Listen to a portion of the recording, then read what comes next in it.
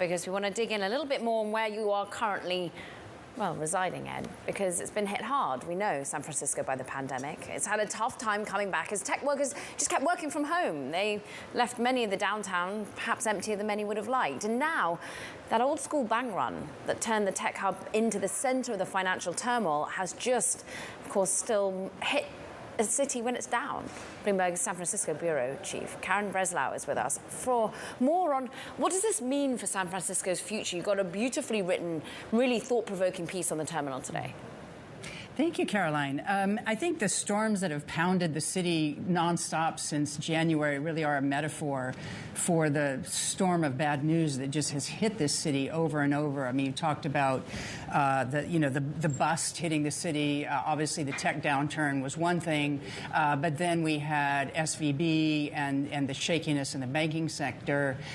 We have the affordability crisis, a public safety crisis, and it has. And the fact that this is a city where, return to office rates are the lowest in the United States. So it's just all hit the city at once. It's a triple whammy. We're looking at live pictures facing down the Embarcadero towards downtown. Two key data points, occupancy and unemployment. What have you learned in our reporting? Well, there's a paradox there. Occupancy is a really shocking 29.7%, the highest anywhere, right? 29.7% of those buildings, nearly a third, are empty. And yet the unemployment rate in the city is 2.8%.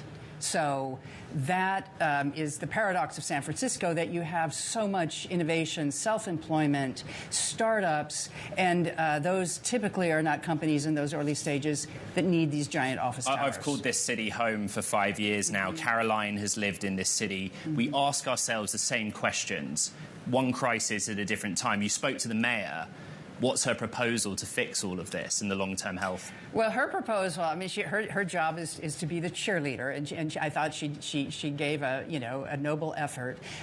What she has talked about relentlessly is diversification. She has always argued that this over-reliance on the tech sector is dangerous for San Francisco's economy. Of course, she's right. She's not the first person to have that observation. But she wants to attract bioscience, life science, tourism, convert some of these empty towers into housing, which would, basically deal with two crises at once, yet is incredibly expensive and doesn't always pencil out. So, and lure back tourists. So all of that is going to take a cleanup and a perception that this is a safe and beautiful city, and it certainly is beautiful. Can't argue with that. It is. It's going to take a big marketing campaign to remind everyone of that, Karen. And the tourists are back. The tourists are coming back. I mean, I've been going there, and it feels like, and that's what's sort of also the juxtaposition here, is that when you're in some of the areas that tourists are busy, it feels thriving, the restaurants are busy and humming, but then you go to downtown, it does feel emptier. Will downtown and the neighborhoods are hopping. Well, will they feel even emptier if you're getting Meta, getting some of the key tech companies doing layoffs as well?